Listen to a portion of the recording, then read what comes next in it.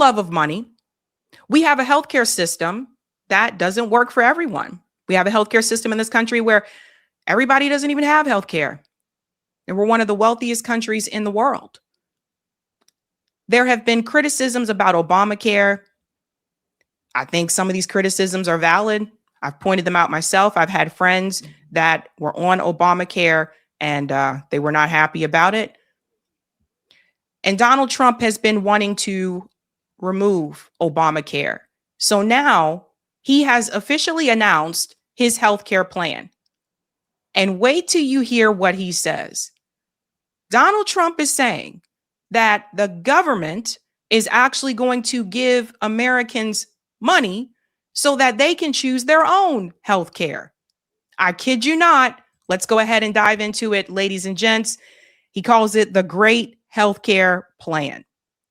Today, I'm thrilled to announce my plan to lower healthcare prices for all Americans and truly make healthcare affordable again. We're doing things that nobody's ever been able to do. We're calling it the Great Healthcare Plan. Instead of putting the needs of big corporations and special interests first, our plan finally puts you first and puts more money in your pocket. The government is going to pay the money directly to you. It goes to you, and then you take the money and buy your own health care. No. Pause. Right? Because for some people, they hear this and they say, oh, that sounds great. That's a good idea.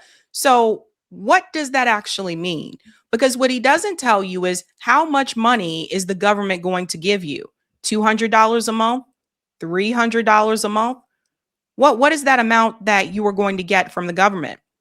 Is that dollar amount going to be means tested? Meaning, depending on how much money your household has, will determine how much money the government gives you. Are you going to receive a monthly payment from the government? Will you get a lump sum payment that is supposed to last throughout the entire year? How is that going to work?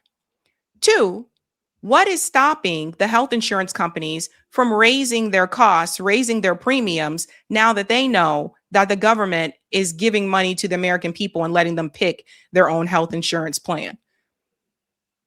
These are just a couple of questions that I have. And I saw people like cheering this on, and I'm just like, okay, he doesn't tell you how much money you're going to get. 3, health insurance premiums increase every year. Does that mean that the payment that you get from the government is also going to increase every year to go along with that? Just asking questions. Let's continue. Nobody's ever heard of that before, and that's the way it is. The big insurance companies lose, and the people of our country win. This proposal locks in the massive discounts on prescription drugs that my administration is achieving through our most favored nation drug pricing agreement.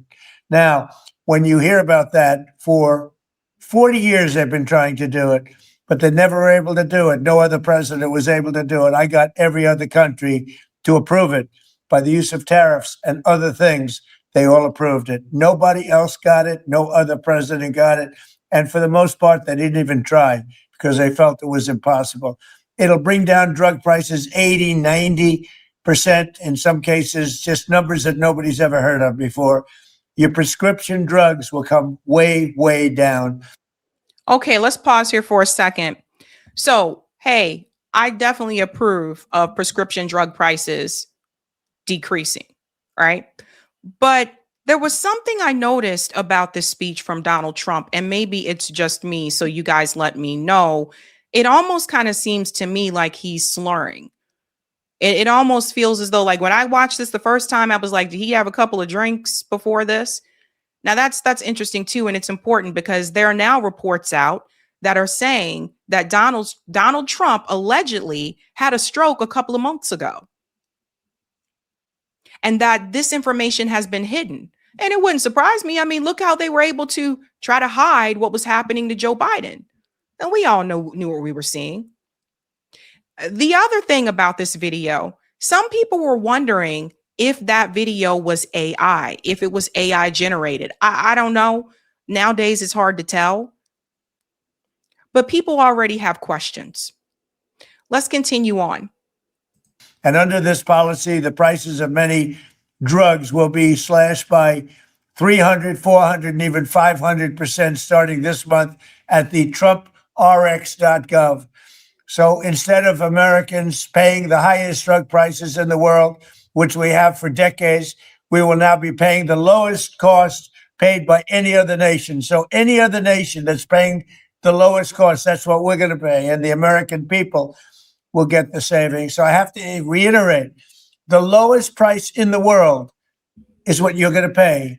Before, you were paying the highest price in the world by far, and the politicians did nothing about it. So I'm asking Congress to complete the work that we've started. Next, my plan would reduce your insurance premiums by stopping government payoffs to big insurance companies and sending that money directly to the people. Obamacare was designed to make insurance companies rich. I call it the Unaffordable Care Act, with billions of dollars in taxpayer subsidies that helped their stock prices skyrocket over 1,700%, as you paid more money for healthcare every single year, more and more. The premiums went higher and higher.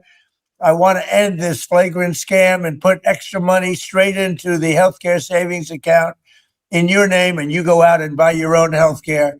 And Okay, now this is a tricky part as well. So he's talking about the HSA, healthcare savings account, and I'm just wondering, how would that work? Some people have an HSA through their employer, some people don't. I would say more don't than do. But it almost sounds like there would be one regardless if you have it through your employer or not, and that money would go there and you'd use that money to purchase your own health insurance. It just sounds like a lot of red tape to do something that would be a lot simpler, which is just a single payer universal health care. Donald Trump says that we will pay the lowest prices than anyone else in the world, but a lot of these other countries that are allies of the United States have single payer healthcare. I mean, you can go to France, you can go to countries like France, you can go to countries like, Canada, and you can walk out the hospital depending on the treatment that you had without a bill.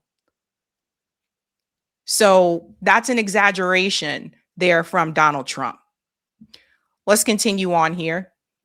you'll make a great deal. You get better health care for less money.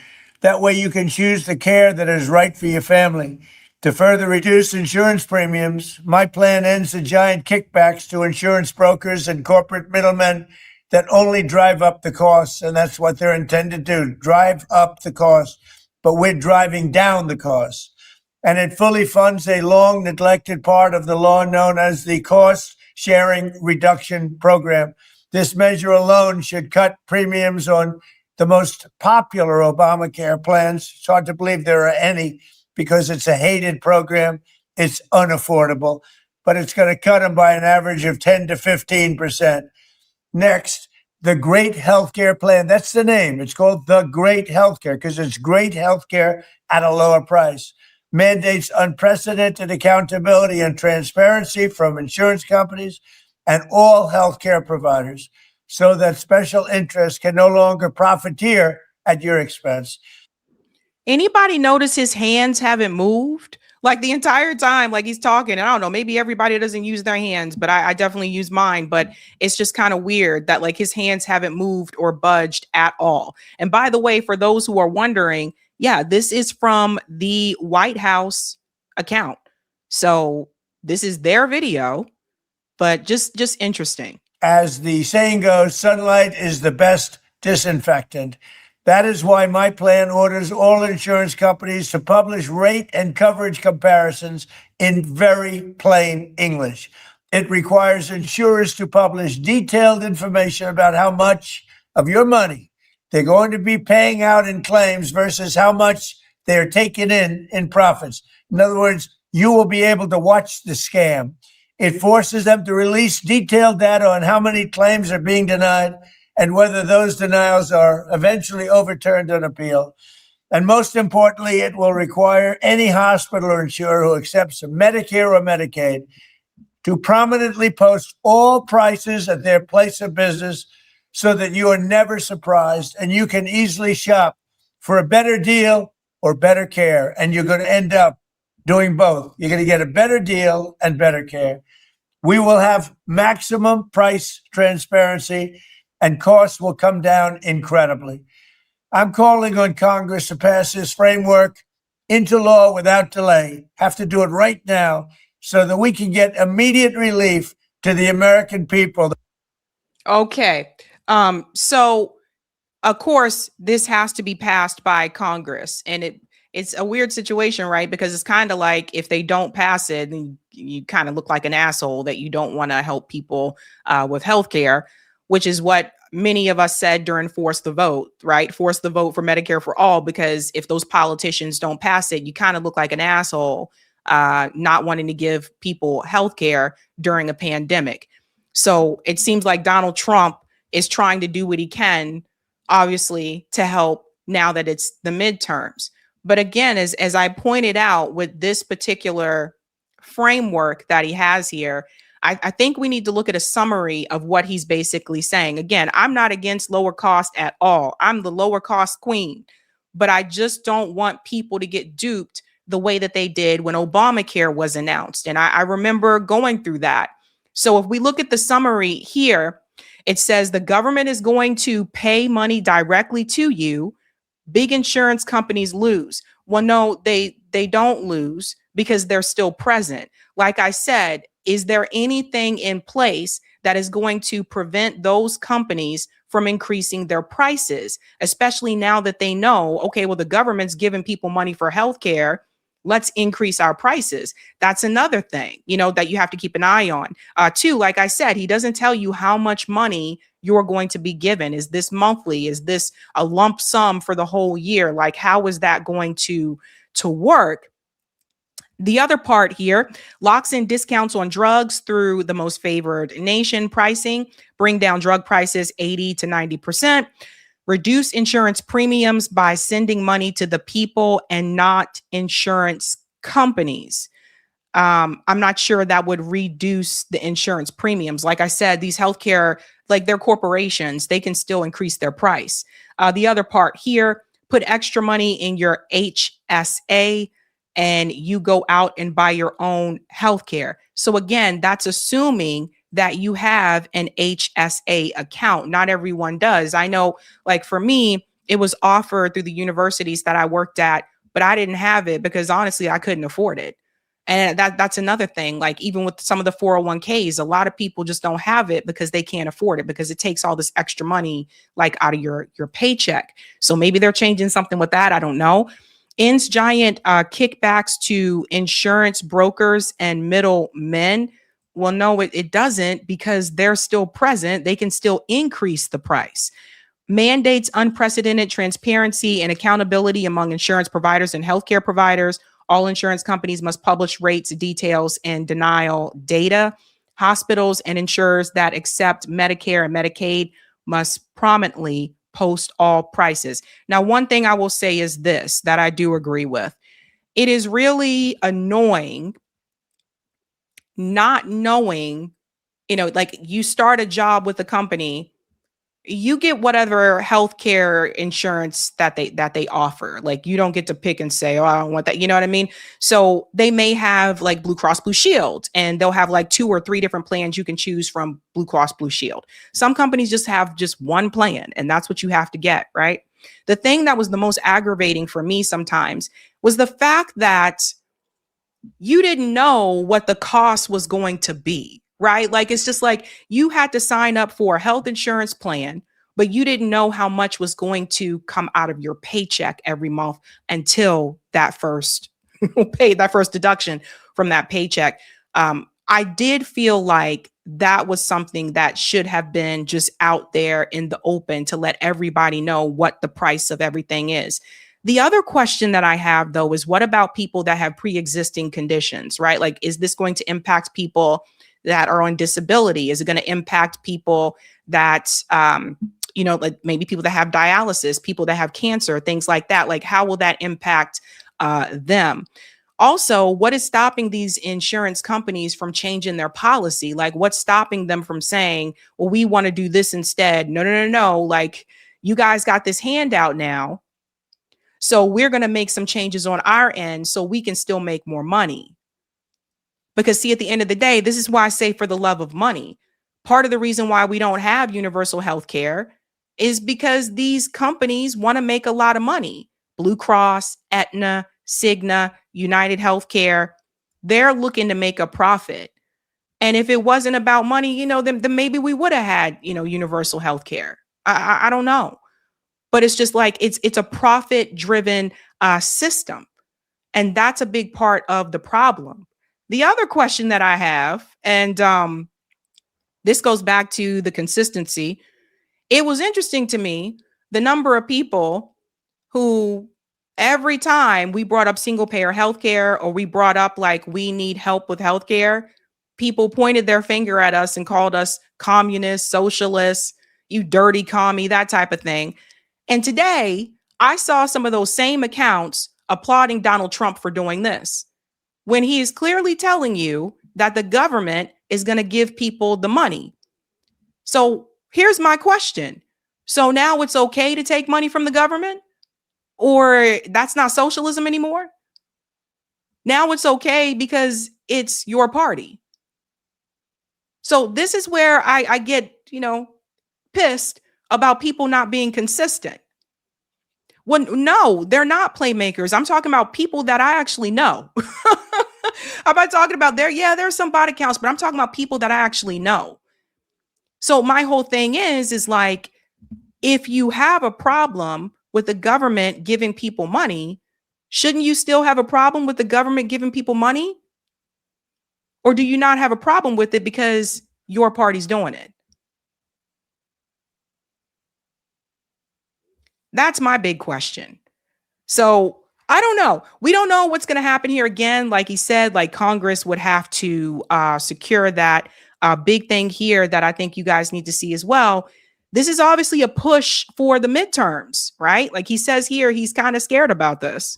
You got to win the midterms, because if we don't win the midterms, it's just going to be, they'll find a reason to impeach me. I'll get impeached. Yeah. That's part of it. But here's another thing that I thought was interesting. He had an interview recently with Reuters. You guys have got to see this since we brought up the midterms as well. Donald Trump is now saying maybe we shouldn't even have midterm elections. I kid you not. 5 takeaways from the Reuters interview. Let's get to the midterms part here. Managing the midterms. The president expressed frustration that his party could lose control of the U.S. House of Representatives or the Senate in this year's midterm elections, citing historical trends that have seen the party in power lose seats in the second year of the presidency.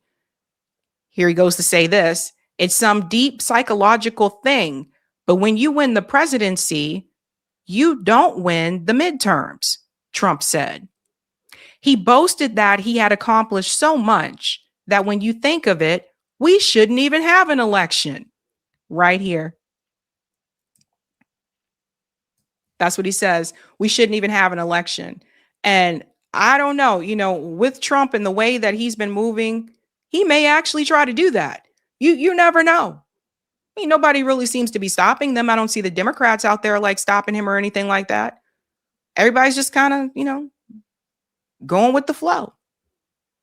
So this is where we're at now.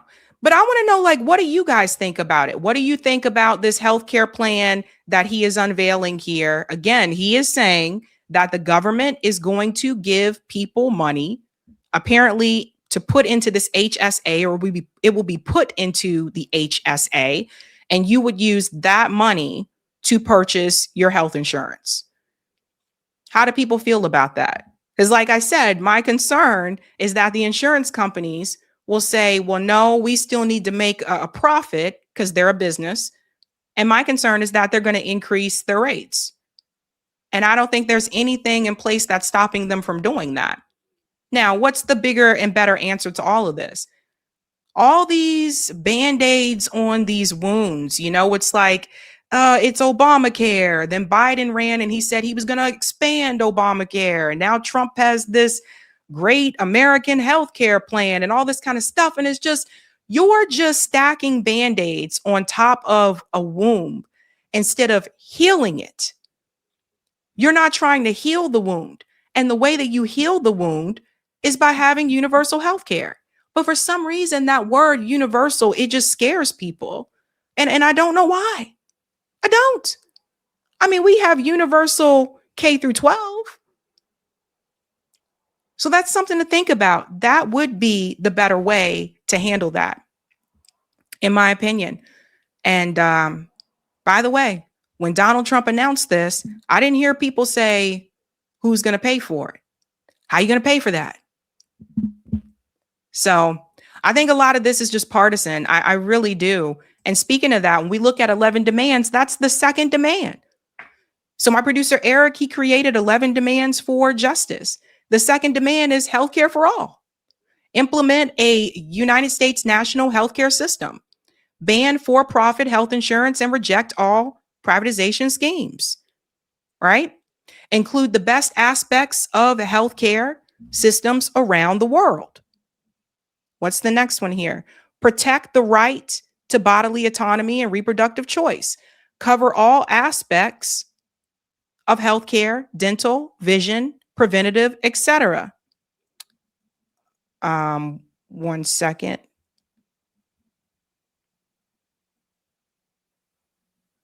Okay, let's come back in here. Transform the pharmaceutical industry to preserve the public good. That's the second demand. Number 2. So I do think like we can have a better world. We can have a better society. But I think people do need to ask questions about this. I just don't want people to get their hopes up like they did with Obamacare. And I just remember that being a big mess, right? I don't want people to get hoodwinked again, basically. But what do you think? I'm curious. Hey guys, this was a Sabby clip. If you like what you saw, hit that like button and subscribe.